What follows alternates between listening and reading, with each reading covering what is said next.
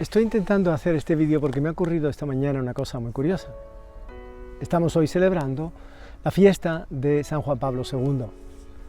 Y hace un tiempo me pidieron que escribiera un artículo para la revista Exaudi sobre San Juan Pablo II y estoy dedicando mucho tiempo ahora a leer. Estoy en una convalecencia de esta operación de la cadera que me han hecho. Y estoy leyendo esta biografía de George Weigel, testigo de la esperanza, y al leer tantas cosas sobre su vida, no solo he aprendido mucho, sino que me parece que hay que darlo a conocer. San Juan Pablo II, así como ha sido una figura pues, muy conocida durante los 27 años que estuvo de Papa, 26 y medio para ser exactos, me pareció que al contar lo que estaba contando y fueron cosas que fui cogiendo no solo de la biografía, sino también de algún libro suyo como Memoria e Identidad, volverlo a repasar y decir, aquí hay una verdadera mina y hay que hacerla conocer. Quiero también, y quiero que sea como el primer vídeo en esta andadura que quiero comenzar, de explicar despacito y sin prisa, no haciendo los vídeos demasiado largos, la teología del cuerpo de San Juan Pablo II, porque me parece que dentro de su magisterio es una de las cosas más importantes. Además fue la primera, una vez que acabó una serie de audiencias en las que estaba intentando acabar lo que había comenzado San Juan Pablo II, que acordáis, vivió solo 33 días y había empezado unas audiencias sobre las virtudes teologales y él acabó las virtudes teologales que le quedaban y comenzó con la teología del cuerpo, que era un proyecto que él había comenzado ya en Cracovia, donde estaba de obispo. Había escrito ya el libro Amor y Responsabilidad y comenzó con estas catequesis sobre la teología del cuerpo, que ya entraremos. Pero hoy, siendo su fiesta, la fiesta de San Juan Pablo II, quería contar cómo personalmente yo tengo algunos recuerdos personales que conté en este artículo y que bueno, mucha gente me ha agradecido que los haya compartido. La primera vez que yo vi a San Juan Pablo II fue en una audiencia, en el año 81. Fui a Roma a un congreso universitario, el UNIP, y estábamos universitarios de todo el mundo. Yo venía de Sevilla y recién había acabado mi carrera de medicina y por lo tanto estaba deseoso de volver a Roma porque había estado en el año 74 y lo único que recuerdo del año 74 es que con el Papa solo tuve a Pablo VI. Fue una audiencia en la que había muchísima gente, más de 6.000 personas en aquella aula Nervi, aula Paulo VI se llama ahora, y en esa aula el Papa entró, no le vimos entrar, pero a la salida había una silla gestorial, era como una especie de unas andas, y los llevaban una serie de hombres, y la verdad es que era sobrecogedor, pero yo lo máximo que me pude acercar fueron entre 50 y 75 metros, no pude acercarme más.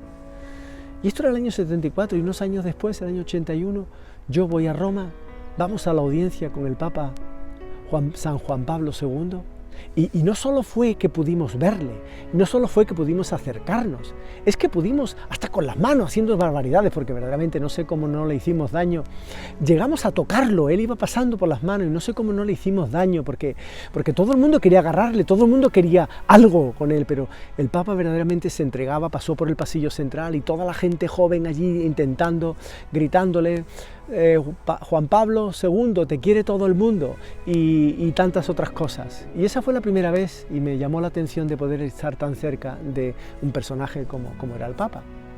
Curiosamente, y esto fue pues marzo, abril, en septiembre me fui a vivir a Roma, porque yo había comenzado mis estudios de filosofía y teología, que había combinado con la medicina, en las vacaciones sobre todo, y me quedaba muy poco y bueno, estaba intentando hacer un examen para irme a hacer la especialidad a Estados Unidos, y me dijeron, mira, mientras que lo sacas o no, ¿por qué no vas a Roma y acabas tus estudios de teología? Y dije, pues me parece muy bien. Estuve viviendo en Roma 2 años, y en esos 2 años de Roma pues tuve muchas oportunidades de asistir pues a algunas misas que él celebraba misa para los universitarios en el Adviento, para preparación de la Navidad, y luego pues por supuesto la Semana Santa, y Y una de las cosas primero que aprendí, que algo me enseñó, que era una pequeña pillería, fue que lo que había que hacer con Juan Pablo II si iba a ser una gran multitud era ponte cerca de una mujer que lleve un bebé o que lleve un niño pequeño.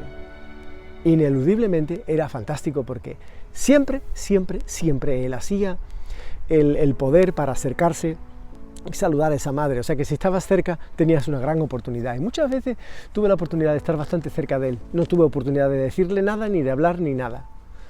Hombre, cuando ya casi al final de esos 2 años en Roma,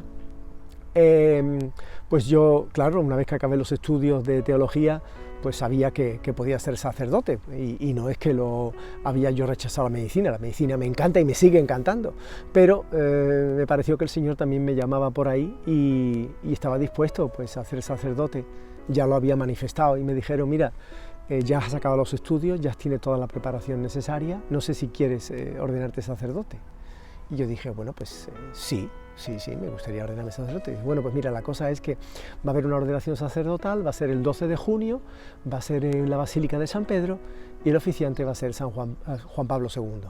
Claro, yo me quedé petrificado, dije, wow, qué oportunidad, qué suerte. Sé que había una serie de candidatos que el año anterior habían recibido la ordenación sacerdotal de San Pablo II, pero no sabía que me podía tocar a mí. Total, que llegamos a la ceremonia, hubo un ensayo el día anterior, y al llegar a la ceremonia éramos 72 candidatos. 72 candidatos. La ceremonia, imaginaos, una ceremonia grande, muchísima gente, todos nuestros familiares. Y en esa ceremonia hay 2 momentos en los cuales uno pues, está bastante cerca del Papa. Esos 2 momentos en los que uno está cerca del Papa es la imposición de las manos. Los sacerdotes se han tumbado en el suelo, la postración se llama, y toda la iglesia reza por ellos, las letanías de los santos, y una vez que se acaba la letanía se pone de rodillas y te quedas de rodillas. Y el Papa y otros sacerdotes detrás de él van imponiendo las manos sobre tu cabeza. Había 4 o 5 filas, no recuerdo cuántas, y por cada fila estaríamos, pues, no sé cuántos, pero 15, 20, no lo sé. Total que el Papa fue pasando uno por uno, se ponía delante de ellos, le imponía las manos y él seguía al siguiente. Y yo cuando llegó a mí, estaba repitiendo una oración, rezando por él, oremos por Beatísimo Papa Nostro Giovanni Paolo, oremos por el Santo Padre San Juan Pablo, que el Señor lo proteja, que el Señor lo cuide y que no deje que el enemigo le haga ningún daño. Algo así más o menos era la oración que yo estaba diciendo en voz baja para que él también la oyera. Y él puso las manos sobre mi cabeza y apretó con tanta fuerza, con tanta intensidad, que hubo un momento en que yo casi digo, bueno, a ver si me voy a caer, porque es que con muchísima fuerza. Esa sensación de que él transmitía una energía y un poder que no era suyo, que era el Espíritu Santo, para que me llegara. Y esa fue la primera impresión de tenerle tan cerca y de ser una cosa tan fuerte. Bueno, pues llegó un poquito más tarde y llega el momento del abrazo. El abrazo fraterno en la que cada sacerdote que va a ser ordenado ese día se acerca y pone las manos así para que el Papa ponga las suyas encima y ese es el símbolo del abrazo, como diciendo enhorabuena o gracias a Dios. Total, que yo cuando los puse en italiano, en bajito, le dije, ¿puedo besarle la mano? Y él me miró con una sonrisa pilla, como diciendo, eso no se pregunta, si lo vas a hacer, hazlo ya. Total, que yo, mientras él respondía y ya vi que el maestro de ceremonia se ponía nervioso, me acerqué así y le besé la mano, y entonces él se sonrió y ya el maestro de ceremonia me aligeró y me dijo, venga, y ya salimos. Bueno, pues esa fue la ceremonia de la ordenación. Inmediatamente después de la ceremonia de ordenación nos fuimos todos al fondo de la basílica, que al fondo, si va uno saliendo a la izquierda, está la capilla donde se guarda esa joya que es la Pietà de Miguel Ángel. Bueno, pues junto a la Pietà nos hicimos toda una foto, pero éramos tantos que yo no me pude acercar casi nada. Pero sabía que el Papa luego se hacía otra foto con los monaguillos y con los acólitos y todos los que habían ayudado a la ceremonia, con lo cual fui rápido, me quité las vestimentas, los ornamentos, los dejé en su sitio y me fui hacia donde él estaba. Lo observé, había acabado la fotografía ya con los acólitos y se dirigía por ese pequeño pasillo que hay para entrar por una puerta que da acceso a un ascensor que lo lleva a su aposento, a sus habitaciones. En ese momento, a través de 2 cortinas que no se me veía, yo me acerqué, y cuando ya estaba cerca, hice el ademán de acercarme, pero un guardia suizo me vio y me agarró del brazo y me dijo, no, no se puede pasar. Entonces yo, en ademán de que el Papa me viera, dije, Santo Padre, Santo Padre. Entonces él me miró, se sonrió, sabiendo que era yo uno de los que se acababa de ordenar, y entonces hizo ademán de acercarse hacia mí, ya que el guardia suizo me tenía cogido. Y entonces su secretario, Stefan Witzig, lo agarró del brazo, y entonces él vio que no podía, se giró y lo miró, como diciendo, vamos, hombre, que uno de los que se acaba de ordenar. Y hizo el ademán de arrastrarlo y tirar de él. En ese momento lo agarró y le dijo no. Y el Papa, como un clavo, se quedó allí quieto, se dio la vuelta, se metió en el ascensor y desapareció. Yo me quedé desconsolado porque hubiese sido una oportunidad maravillosa para poder estar un buen rato con el Papa, pero no pude hacerlo. Pero sí que en aquel momento aprendí y me dijo el Papa una buena lección. Y la lección es que él, siendo el vicario de Cristo sobre la tierra, la máxima autoridad de la Iglesia, sin embargo también obedeció a su secretario. Y para acabar, tuve otra oportunidad de verle en Nairobi cuando vivía en Kenia y a la salida de uno de los pequeños mítines que hubo ya en la Nunciatura, pues un sacerdote amigo que era el secretario de la Nunciatura me dijo, no te vayas porque el Papa se va a despedir ahora de todos los que han organizado el viaje y si te quedas por aquí a lo mejor le puedes saludar. Total, fuimos a un salón inmenso, grande que había allí y nos pusimos todos más o menos como en orden para que el Papa nos pudiera saludar uno a uno. Y al cabo de un buen tiempo saludó a cada uno y yo me pasé un buen rato dándole vueltas y diciendo, bueno, pero vamos a ver, ¿qué le pido yo al Papa? ¿Qué hago? ¿Qué le digo?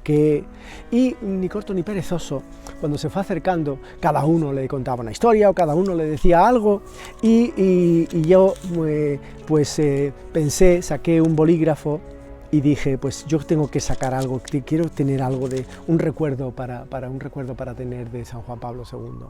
Total, iba con mi breviario y no se me ocurrió otra cosa. Ya una monja, unos minutos antes, le había puesto un pin de la Virgen de Guadalupe y yo saqué un bolígrafo y le dije, Santo Padre, yo soy un sacerdote que usted ordenó hace ya unos años en Roma y me gustaría que usted me escribiera algo en el breviario para que cada vez que lo rezo cada día me acuerde de rezar por usted. Me miró atentamente, inmediatamente cogió el bolígrafo y rápidamente escribió, muy rápido, JP2. Inmediatamente le quitaron el bolígrafo porque, claro, si el Papa se pone a firmar, imaginaos la que se puede. Y aquí tengo en mi breviario la inscripción, algo muy pequeñito, pero para mí precioso, de saber que tengo un autógrafo de un santo. Y una de las cosas que siempre le pasa a los santos, y lo digo porque es un modo de identificarlos, son personas que cuando estás con ellos, cuando te pasas un buen rato, hay algo en el corazón que te dice, a mí me gustaría ser como ese. Así que rezad y pedid a San Juan Pablo II que cuide de nosotros. Él fue un gran campeón y un luchador de la dignidad humana, que en este momento es tan importante defenderla, ya sea porque está atacada por el aborto, que se destruye una vida antes de nacer, por la eutanasia, que se destruye esa vida cuando ya creemos que no es útil o que no es necesaria, o por ejemplo con esa ideología de género que quiere destrozar lo que verdaderamente somos y cómo Dios nos ha creado.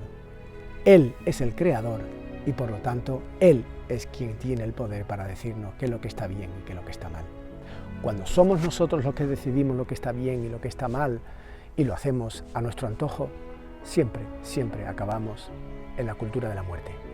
Apuesta por la cultura de la vida.